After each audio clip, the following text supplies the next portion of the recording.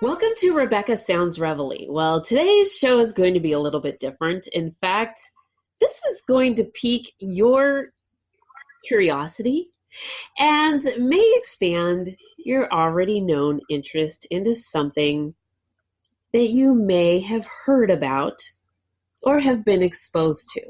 Many people are familiar with a show called Ancient Aliens. In fact, a lot of people are interested in things that are a little bit mystical or sometimes unknown. We want to know about things. And with me today, my guest has had a lifelong attraction to stories, mystical matters, and a lot of ancient artifacts. And what he's going to share with us today, I'm going to let him tell you what it is, but I'm going to tell you a little bit more before I introduce you. These things are carved figurines that sort of have some very defined properties to them with a long story behind them. And the guest I have with me today has been researching and has acquired some of these things over a long period of time and is very knowledgeable, and his expertise is in these. In fact, you may know him, and you may know him by Nomoli Ben. And without me telling any more, even though I know a lot more, I'm going to bring him on so that we can talk about it. Welcome to the show, Ben. Thank you, Rebecca, for having me and the Stones. Okay, so I am so excited to have you because everybody knows you by Nomoli Ben, but let's tell them your real name and a little bit more about you and why they call you Nomoli Ben. My name is Ben Vonderheide. I'm from Lancaster, Pennsylvania, LAPA, and they call me Nomoli Ben because I collect Nomali. I have put the word out on them, and I have a collection, and I have done a fair amount of research with my son Quinn and rediscovered a great deal about Nomali. And as you said in the beginning, I think we can guarantee that your listeners and viewers will hear things and see things today that they've never seen or heard before. And it's not accidental. Even people who are far ahead of the in the field of paranormal research, mystical, mysterious, and exciting subjects like this are unaware of Nomali stones. And that's what they're called, Nomali. And they are carved figurines. They come from 3 countries only in the world: Sierra Leone, Liberia, and Guinea. And again, it's exciting because we're going to not only introduce your audience to the stones themselves, but to the deities which they represent, and the connection that has has been revealed to other ancient civilizations and theories. See, this is exciting because oftentimes I can tell you, I was not a person who was interested in history in high school. In fact, I was kind of trying to be avoidant. And then a little bit later in life, I started becoming more interested. And as I got older, I became even more interested. And then as different shows came on, I was drawn to learning more about different things, including things in my own world, what made me who I am. And all of this comes together. These different civilizations really make up the world that we live in now, because, they're just carried on from generation to generation. And sometimes some of the civilizations even die out, and yet we find them and find a lot of parallels to different things that we have going on in the world today. But what you have discovered with Nomali is quite interesting. And it's very interesting how you came about this. Yes, yes. So, well, I want to further along what you had said is interesting is that so often we are all captivated and watch more and more experts talk about the known quantities, the Stonehenges and the Egyptian pyramids, and very seldom, in my experience lately, have you seen something really new and revolutionary that has not been talked about and shown over and over again. But not only does this, do we have knowledge and revelation of previously discovered facts, but we have physical artifacts, which is something very many theoretics do not contain. There are a lot of theories floating around out there that have no substance. But here we actually have the carved stones, which somehow in today's world where crystals and artifacts from all over the world have become very popular, have been promoted and been sought after and utilized for healing purposes, Yes. for meditation and etc. These have remained completely unknown. And that's not accidental. They're as purposefully they have been suppressed and oppressed. And I'll get into more as far as how unknown and known they are. But you asked the question how I came across the stones. Long ago there was a gentleman who came into my business, my place of business, and attempted to recruit me into the intelligence community for the United States. Specifically, he was involved in West Africa, and he was a diamond smuggler. The closest thing you would think of would be he was very much the real life character that Leonardo DiCaprio played in the movie Blood Diamonds. It was in that same area. He was a real character, and I never accepted any of the invitations to work in that community. It just wasn't my calling. Mm-hmm. But he was an interesting character. He was that guy who, when he found out long ago that the best diamonds in the world were in Sierra Leone, he caught himself a plane, got over there, caught another small plane, got out, dropped himself in the jungle with the guide, and came out along months later with a pack of diamonds and a lot of friends, when most people would have never made it out the other side. Uh-huh. But unlike, I mean, to be realistic, and I do shout out for his spirit. He's been long off planet, but I give a shout out to him. Of course, the reality of it is to be straight up is that he was not at all arrogant or going into the bush with guns, pushing people around or killing people. The only way you make it in a place like that is with a big open heart and a charismatic personality. Mm-hmm. And that's what he had going for him. And over the years, he developed then the contacts, which inevitably became very instrumental in the intelligence community. But he was in the bush in places where others were not. While I was not interested so much in diamonds, was also not my calling, or in getting involved with espionage or those type of skullduggery. I was interested in artifacts and in the spiritual matters. So I took an attraction to the stones, which were given to him oftentimes by the chiefs, the medicine women, the medicine men, as protectors and as tokens of their support, so that he could get out of the very dangerous bush because it was their best interest also. And they liked him.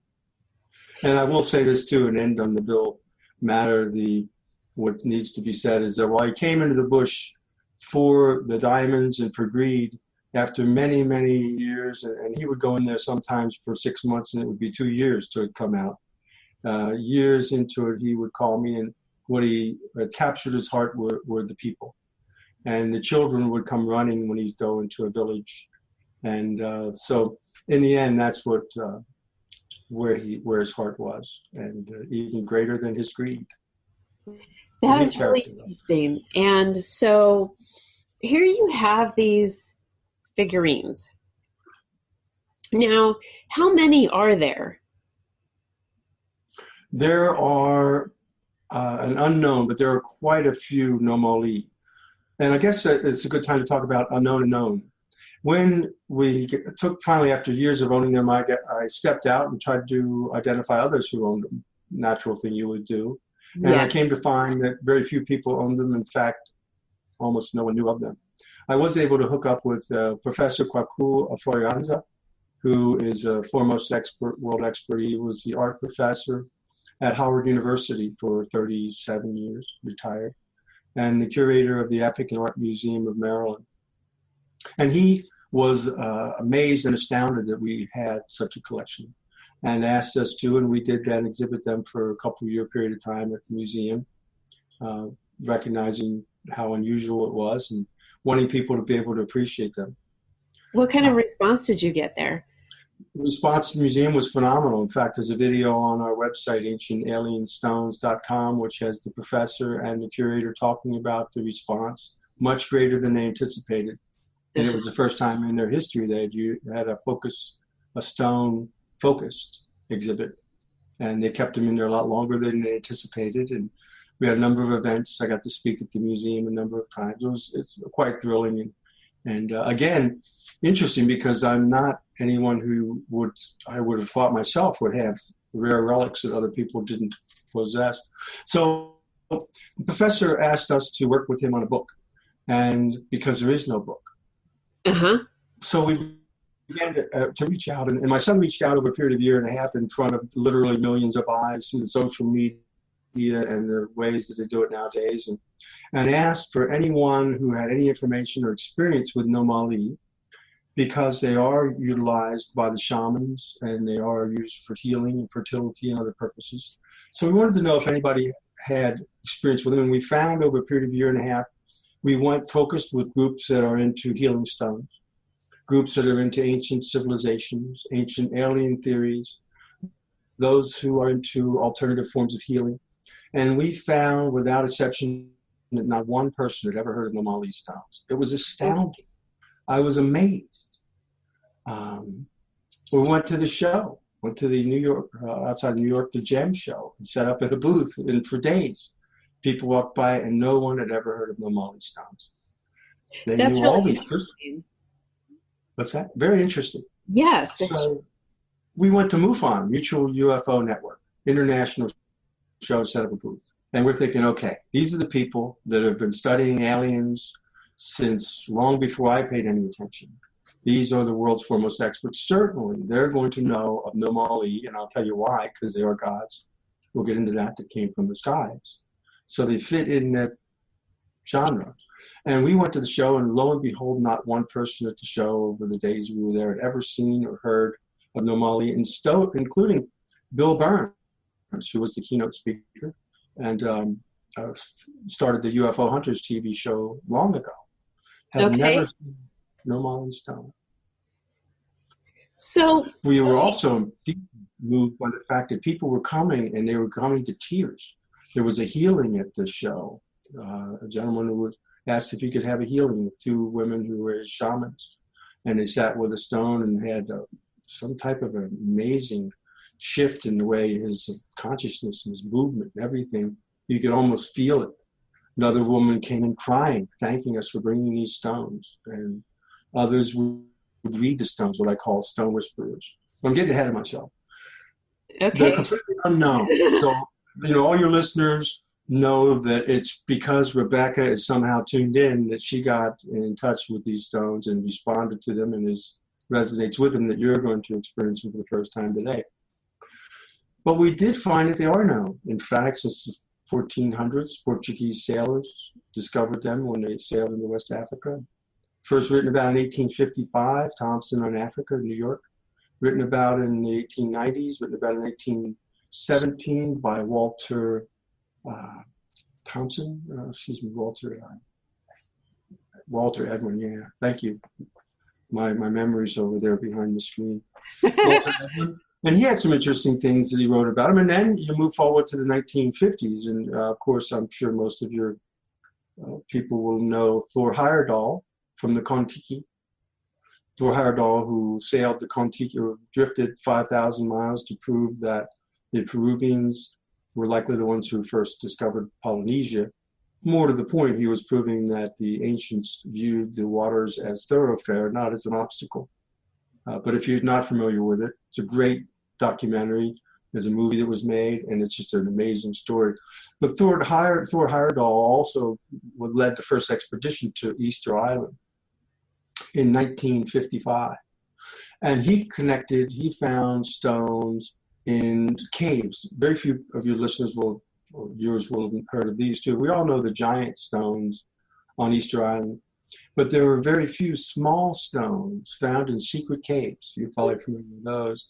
And he commented in his writings that the Nomali of West Africa were the closest in style and functionality, and the fact that some of them had holes in their heads, which was a common denominator between the two. We move forward till the late 1900s. There are a couple more small articles. 1990, we get the only that I've seen television coverage on unexplained mysteries, and they covered the pieces of it there. Okay. But up until after that, nothing. Nothing. So why does that happen? Well, they come from West Africa, and for a long time, as we know, things which are spiritual from West Africa and are ancient have been demonized, straight up demonized, and there is a hesitation to recognize the value and the godliness of some things which come from Africa overall. But more to the point, these come from an area where the heavy world religions, particularly the more radical, not the ones that are accepting of the spiritual beliefs, but the more radical, particularly Muslimization.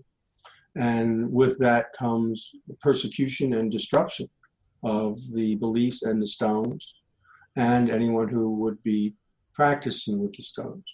Now that's ubiquitous in a country like that. It's not just with the religion, it's going to be throughout the politics, throughout the academia. If you want to succeed, your best bet is to be Muslim. In fact, many of my friends are Muslim over there, my connections.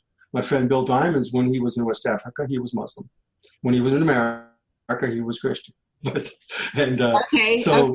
this has caused a great oppression and suppression. They also were buried in the ground, and there's no written history of them. So they are known, but continue to be unknown. And the British royalties collected them for long. In 1917... Oh, that's interesting. Yeah, and there's one in the Bronx Museum, they're in the British Museum. I think there's one still in the Minneapolis Museum. In 1917, one of the interesting things that Walter Edwin wrote about was the fact that there was a contention they were already faking them and bringing them out of the Orient and bringing them through Africa to capitalize on how popular they were. So there's many fakes, but most people don't even know they exist. So apparently an anomaly, if you will. I was just going to go there. It's so funny that you bring that up, because I was going to mention that we had discussed that off air. And what about the things, the fakes? So it's really interesting. Where are the fakes popping up at? I mean, if people were saying, what kind of stores are they popping up in metaphysical stores, or what's happening? I don't think you'll see them anywhere except online. Okay. For sale, but they're really not popping up very often. I think you'll see them in some stores, but there's such a lack of a knowledge of them that there's no market for them. That's really. But on the other hand, there are real ones out there floating around that would have been brought over by natives or by many in the military, British military, etc. And so your listeners or viewers may have one in their collection. They don't even know what it is. They could be authentic. Now, if someone did, okay, so you have some of the stones with you that you can show our audience today. And let's say someone says, I have that. Where can they go to authenticate that stone? That's a very good question. And I don't have an easy answer for that. Professor Kwaku Ofori Ansa was the foremost expert, or is the foremost expert in America. Unfortunately, recently, he has been he's elderly, and he has been in a bad car accident and then some subsequent health issues. So I don't think he's very responsive right now. I don't know of anybody else right offhand to authenticate them. And I looked for a long your time. expertise is in this because you've been doing this for many years. Yes, it's been a good 5 years since we came out and tried to, or 6 years, I don't know, time slips on, since I came out and came out to the public, if you will. Mm-hmm. And I was unable to find anybody else. I'm sure there's someone out there. You may have to go to Africa to find someone. Okay, that makes a lot of sense the now. best, and not all the ones that, of course, many fakes come from Africa. When they were popular, they began to fabricate duplicates, replicas, if you will. But I think by far the best is to know where they came from and that they were connected directly to the chiefs, and to the shamans, and to the medicine women. If you were to be able to acquire them from those people who were using them and have been using them for a long time, that certainly is going to be a factor. I would say this: we should probably talk about the gods, the Nomali gods, because I'm going to get to the point that the natives would say that these were not made by humans. So the Nomali gods were said to be gods who lived long ago. The stones have been dated as old as perhaps 17,000 years old. Some stone whisperers that I've handed them to date them a lot older than that.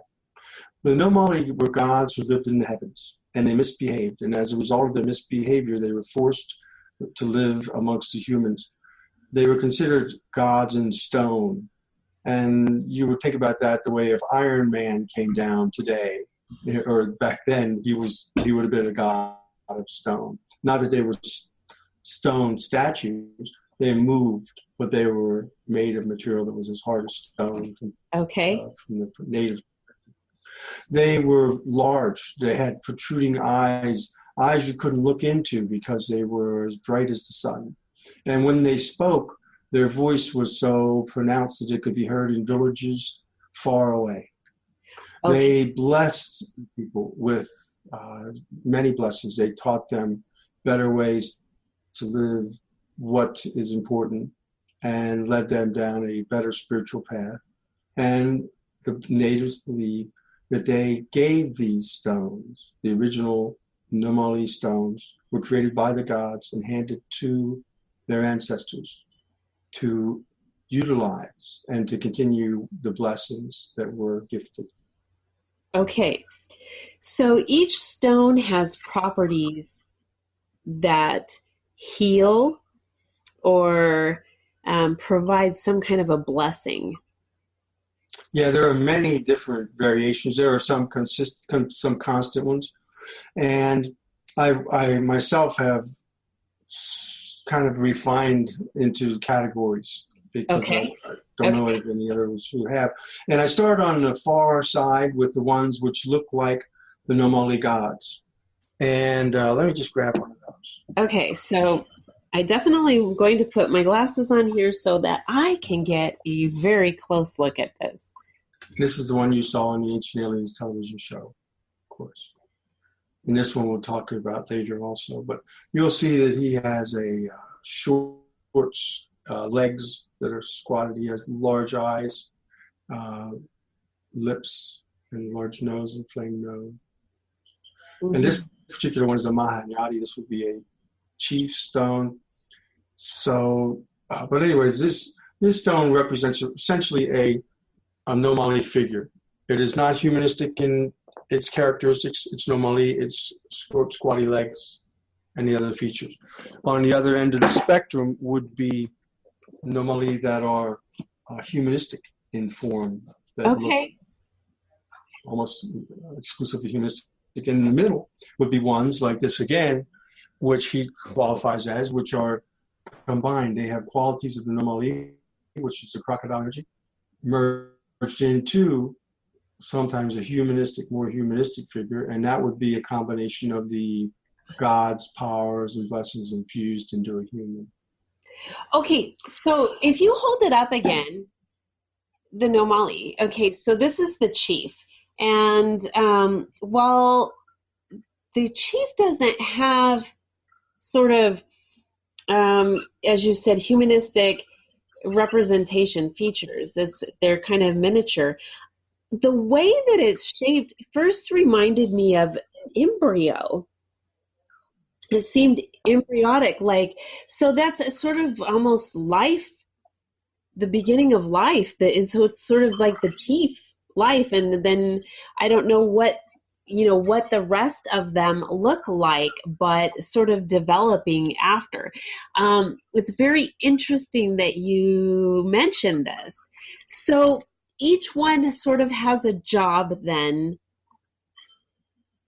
Yeah, now this one again has a number of features. There are some which have more humanistic facial features, but still have some of the Nomali. Yes, there are primarily, of course, you would always have your fertility stones, which would be a woman with a child on back, a pregnant woman with a child on back is very prominent. There's male fertility stones.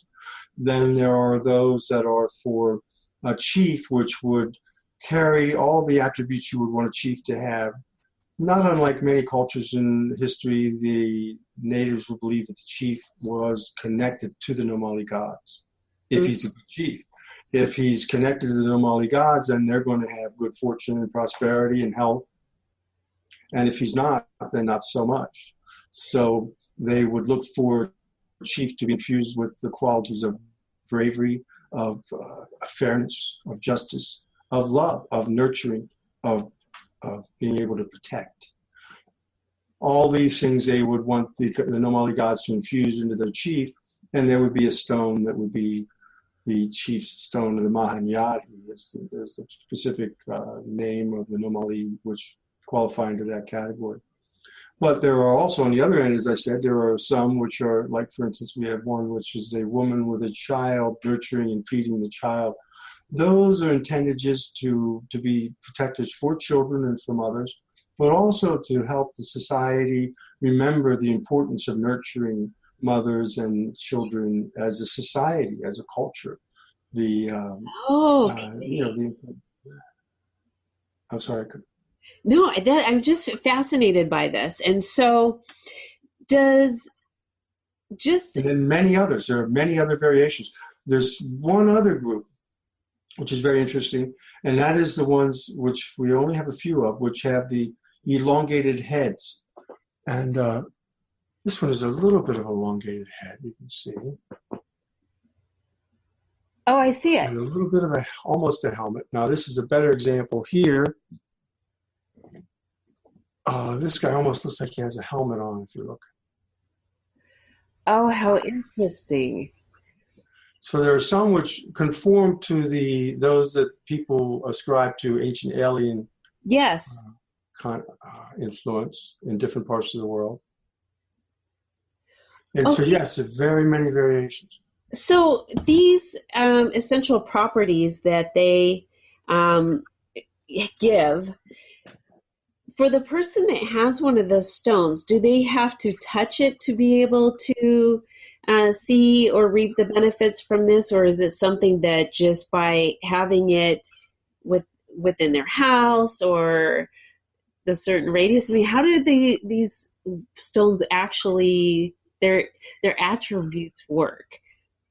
Well, I could attest to what I've witnessed, but I would not presume to limit what others could experience by qualifying it or saying it has to be within a certain proximity. They have to touch them.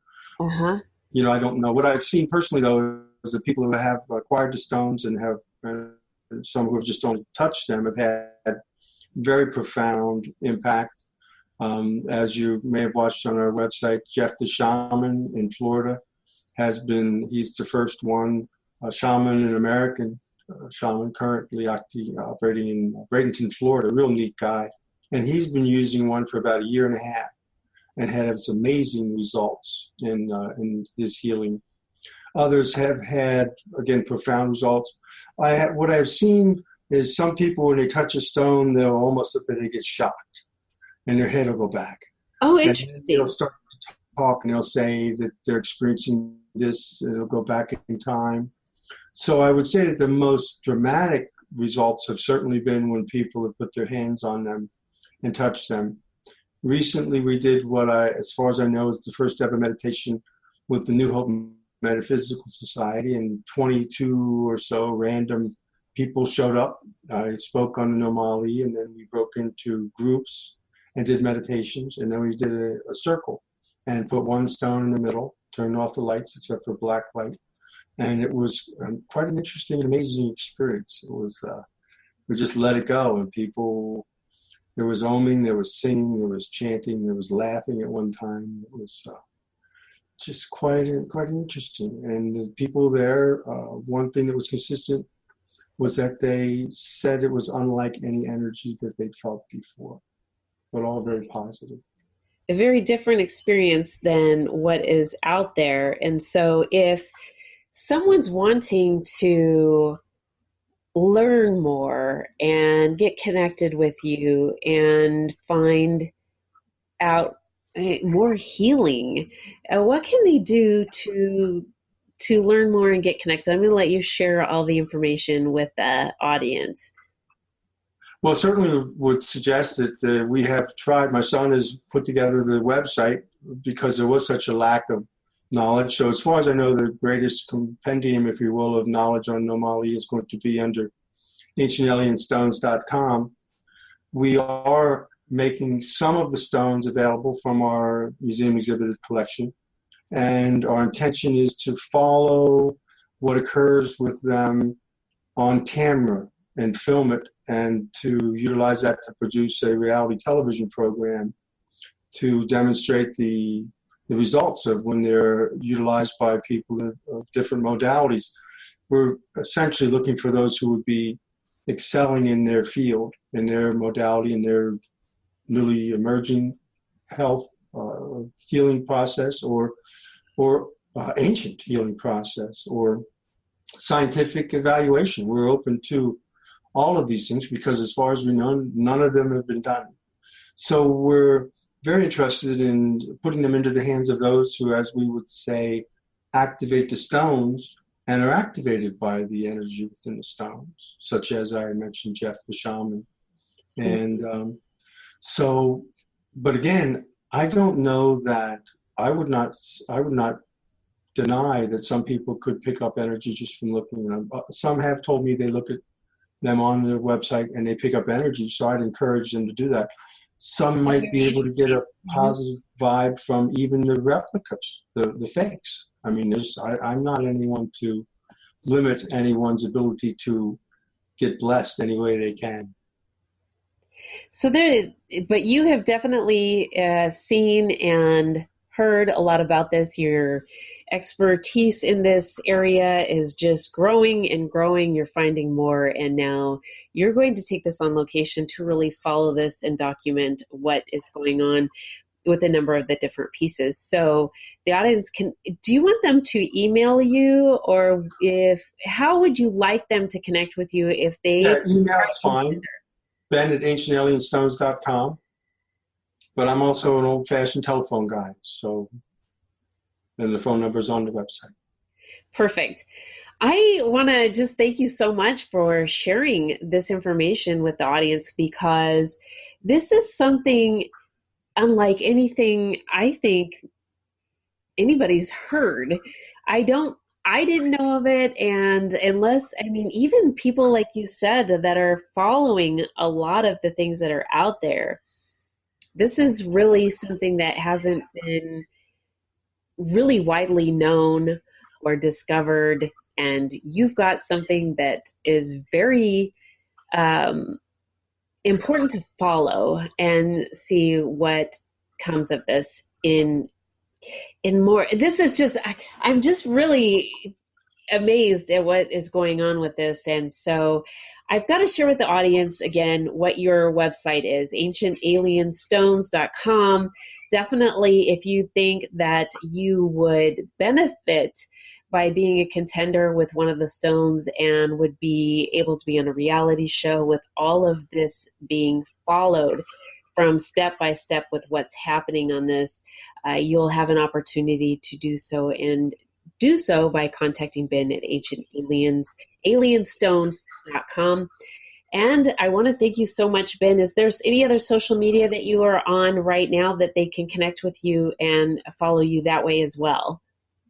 Well, I would just say thank you for having me on the show and the Stones, and it's exciting that all your viewers and listeners will get their first contact with the Nomali, and it's amazing to me. I don't know how it is that they are so unknown, and I'm not sure exactly how I ended up being the spokesman, although I remember many years ago, Bill said that the chiefs had decided and the medicine men and women had decided that I was one of them, and I kind of shrugged it off. I thought that sounded okay. But now that you see the Stones coming through this direction, you start to wonder, did they see something maybe I didn't? And I'm grateful for you being receptive, because your openness and your obviously all the work you've done made you right for the Stones to pick, and then to pass the word on to so many people who can use the healing energy. Very interesting. Thank you so much, Ben. And again, this is Nomoli Ben. He knows what he's doing here. He's been selected for this, and you can be too. We're going to see how this goes and definitely be following what's going on. So thank you for tuning in. And as you know, my mission is always to help make your life better, more inspired.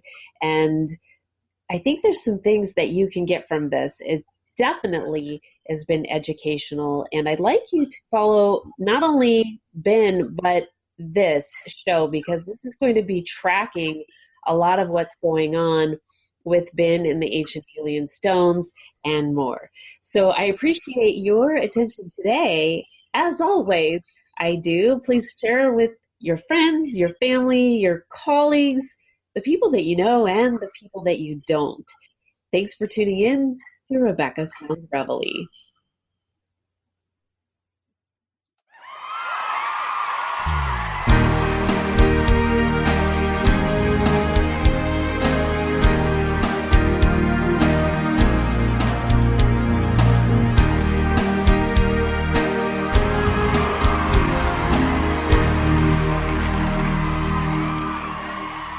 Welcome to Rebecca Sounds Reveille. I am really jazzed about the show that I have got for you today, because with me is a guest who has an experience that changed his life.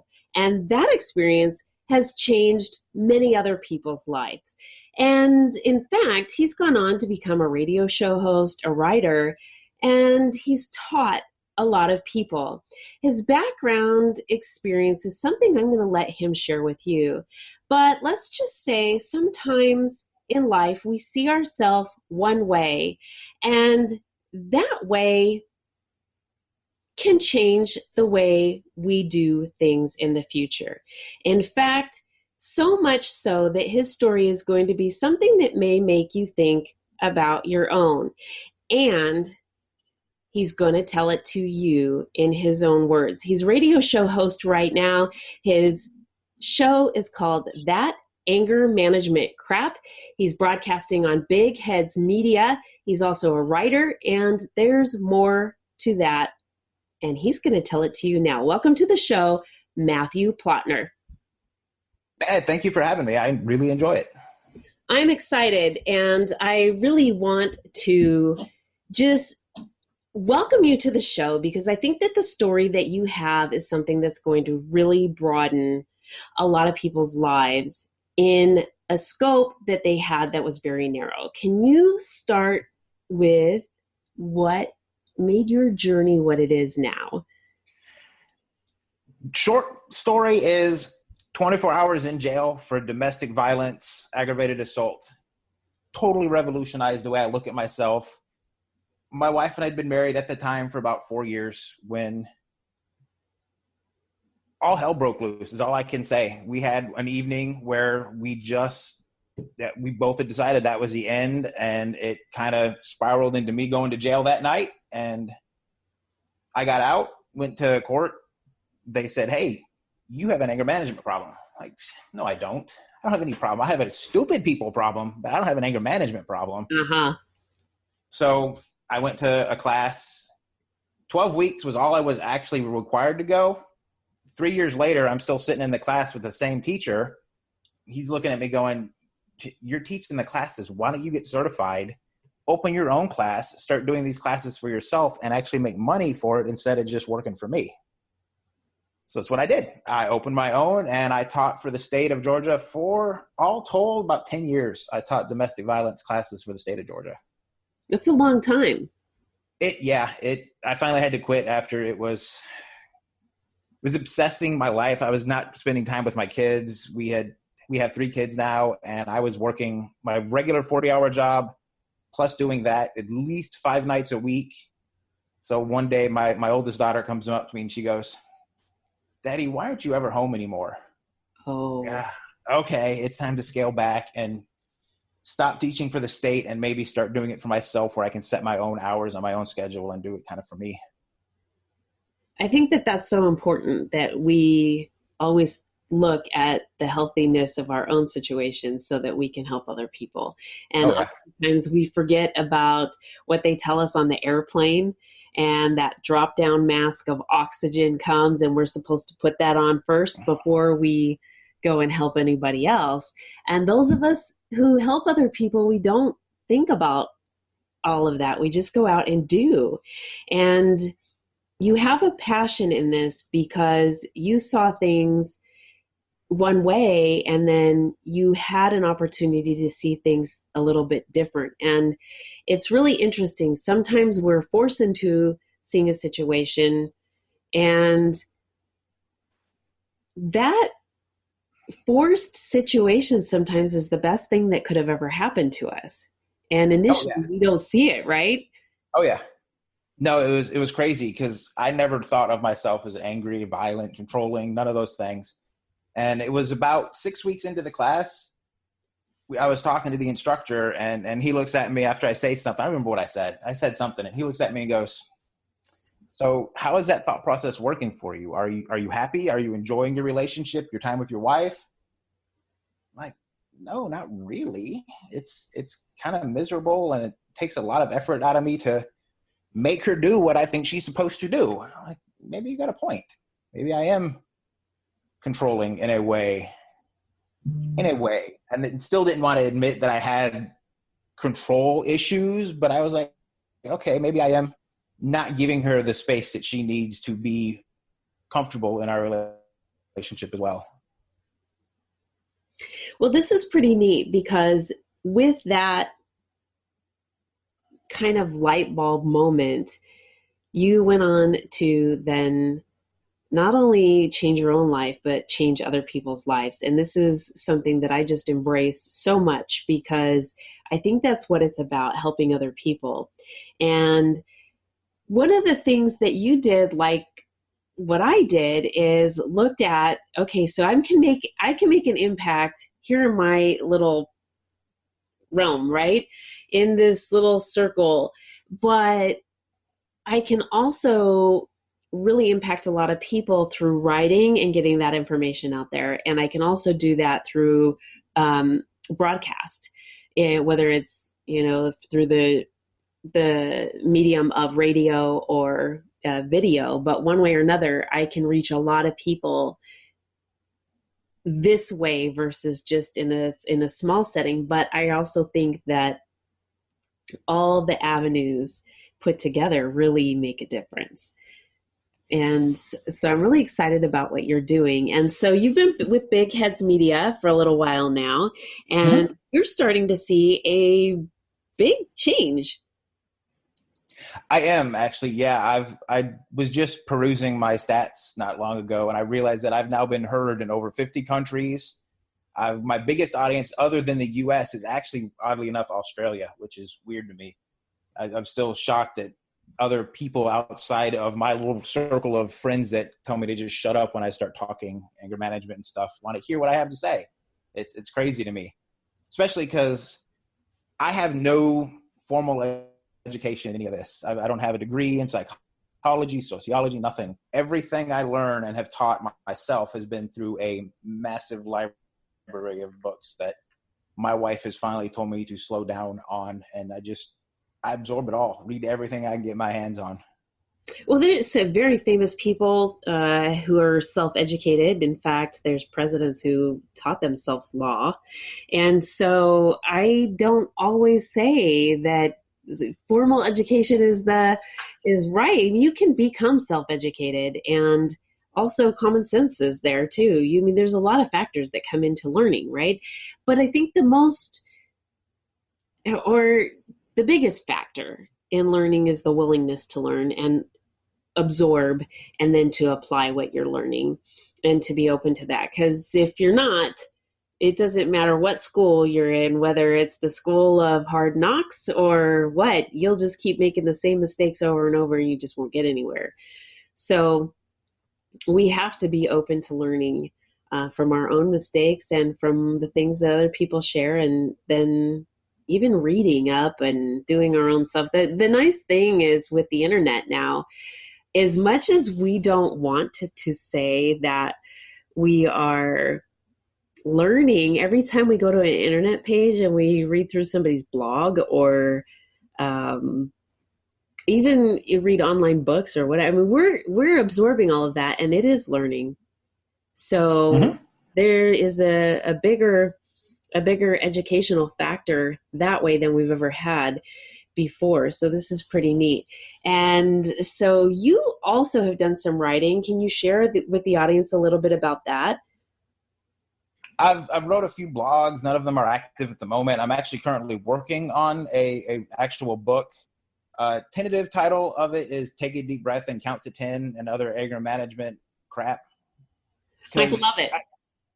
I used to hear all the time that when I would teach these classes, guys would come in and go, I've taken these classes before. I know how to count to 10. I know how to breathe.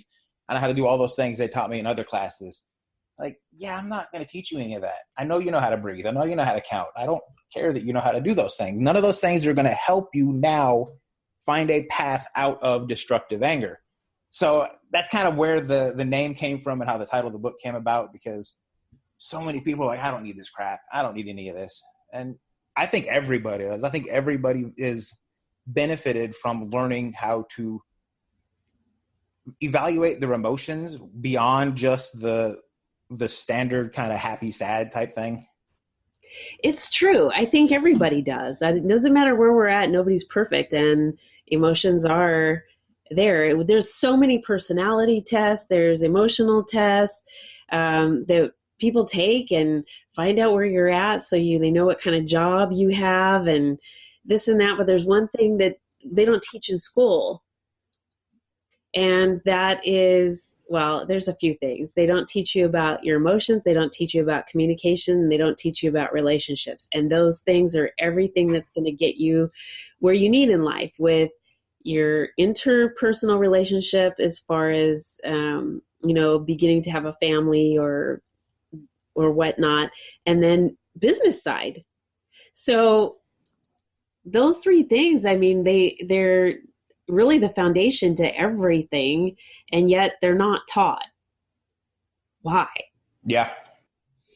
I think people are scared. I think a lot of people are scared to really dive deep into who they are and really evaluate the core of their beliefs, because to do that requires a lot of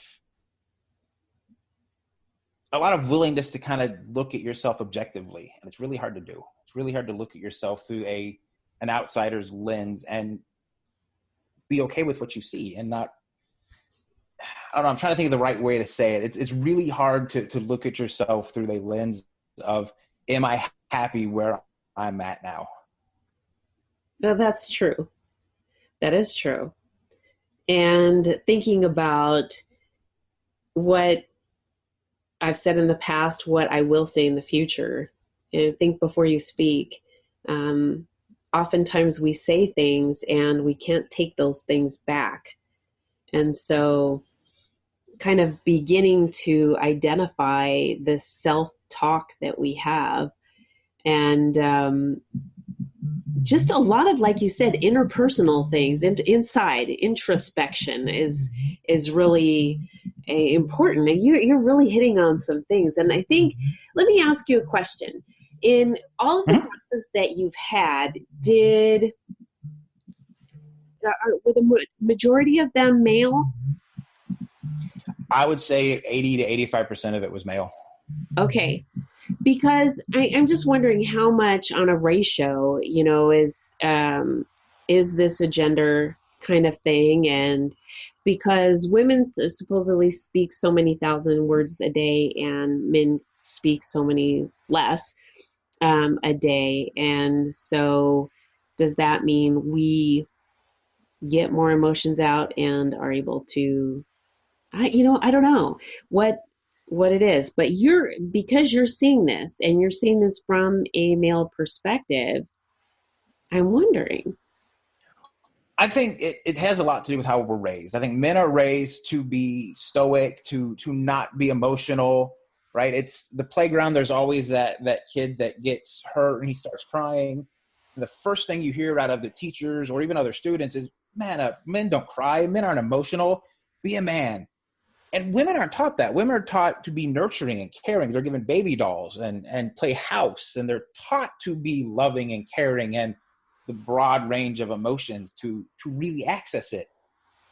Whether or not that's good or bad, I don't know. I think there is a level of power in men being more stoic, that we can sort of back away from our emotions when it's necessary. You don't want the soldier that's fighting for your freedom to cry when he's entering the battlefield, right? You don't want that. But at the same time, when he comes home, he needs to be able to connect with his wife and his kids on a deeper, more emotional level. So I think a lot of it has to do with that. Well, that makes a lot of sense. That's pretty interesting that you see things from this perspective, and a lot of men will not say that. But you've taught this, and you've had your own experience. And so when you're teaching this, do you find that the majority of those that come through the classes that you've taught feel or had the same kind of view that you did when you first kind of started the classes yourself? Oh yeah, nobody that enters the class wants to be there. Nobody thinks they have a problem when they enter the class. I've had several year. I was working with another instructor at the time. We had a guy come in who was adamant he didn't have a problem. The first class is always, tell us your story, tell us what brought you here to see us today. And this guy flat out looked at me and said, I don't have a problem. I don't need to be here. So I'm like, okay, that's fine. You feel like you're okay, but there's obviously a reason you're here. Can you tell me why you come to the class? Because I didn't come here. I was forced to come here. If you ask me again, I'm going to jump over this desk and kick your ass. I'm like, okay, you obviously don't have an anger problem. You're right. Let's move on. And it's people like that. There's a lot of people like that come that they're very adamant that I don't have an issue. And it usually takes, I hate to say it, about 6 to 8 weeks for people to go, hey, this works. This stuff is helping. I took one of your ideas home and tried it. And you're right. My wife or my girlfriend or my fiance or boyfriend or whatever responded pretty much how you said they would. And it's amazing the change that we had that night and how closely we were able to connect at that moment. Maybe you're onto something. Mm-hmm. What do you think the ratio is that your students continued on like you did? I mean, do the majority of them do their 12 weeks and that's it? Or do they continue on? I had, in 10 years of doing it, I had 2 people that actually went on to do more than 12. I had one that came through, and actually I certified him to teach the classes as well. So most people, they do their classes and they move on, and hopefully they keep it up. I've never had, or at least at the time that I was teaching, I never had a repeat come through. Okay. So I take that as a crown on my end, or a positive for myself. I would say absolutely, yes. No, I mean, that is really, I mean, to have 100% rate of non-returns, that is a really good number to have. I mean, that is really good. And then further, to even have 2 people continue on, that's really good, because oftentimes, I mean, you kind of feel like you're out there going solo, but in going into this and really presenting emotion and then going on to teach it or to try and withdraw it for somebody else, not everybody is into that or will go for that or want to do that. So this is really refreshing, and I'm really excited for you, because I think you have so much to give, and so much that you get from this also. Yeah, I think I get more out of it than most people do because I do have the anger and the violence and the control problems. Having to constantly research it and read about it and educate myself on it, it helps keep me in check. Even my wife has said if I quit reading for a couple months or step back and kind of take it easy for a little bit, she's like, I can see you change. I can see your emotions start to kind of change, and that you need to keep this going. This is really healthy for you. And I agree, because it forces me to constantly check myself. If I'm not checking myself, then I go off the rails, sadly. Well, no, I mean, it's easy to do. It's really easy to do, especially when we're creatures of habit. We do certain things, and it's easy to just kind of, it's kind of like fitness, right? You can get into it for a while and then slowly just not, just certain things we become a little bit more lazy about. And then as we do those things, more unhealthy behaviors become from that. So, or come from that. So I totally get what you're saying. And I, like you, I've got to kind of keep pushing on even when I don't feel like it. And I get a lot from helping others just like you do. And some people go, gosh, you do a lot of those things and you don't get paid, or you don't. And I'm like, this is not what it's about for me. And so I'm really excited about what you're doing. I know that the audience is excited about what you're doing, because one of the things that we do on the show is make sure that the audience has either something inspirational that they can get from it or a resource. And right now you are both. So what I'd like to do is ensure that my audience becomes your audience. And so also their friends, family, colleagues, people they know, and those that they don't. So if you will give out your information so that they can start following you and share your message and get people who may need your encouragement, your wisdom, to get them moving in a healthy direction. You know what I'm talking about. And I do. I'm flattered you say wisdom, because I don't feel like there's a lot of it there, but there is. I'm flattered. You're being so humble about it, but you have wisdom, because if you didn't, you couldn't be where you are now.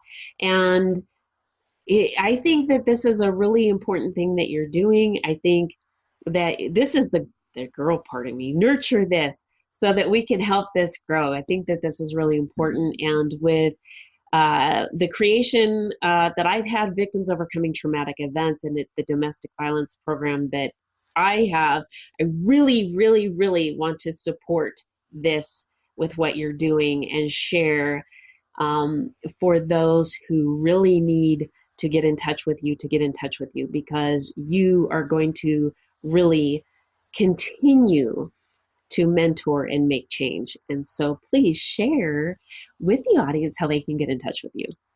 I'm in the process of building a new site. So if you don't get on there, give me time. But the website is www.angerpodcast.com. Or you can also find me at www.thatangermanagementcrap.com.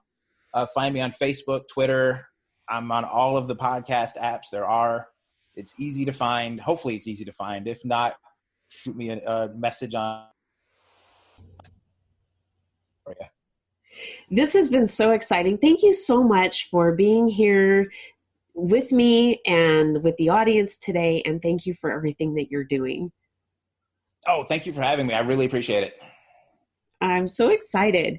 And I want to thank all of you for tuning in to another episode of Rebecca Sounds Reveille. This episode is so important because this is an area that we all need to think about, and think about our emotions, get in check with, and all that anger management crap that we need to deal with.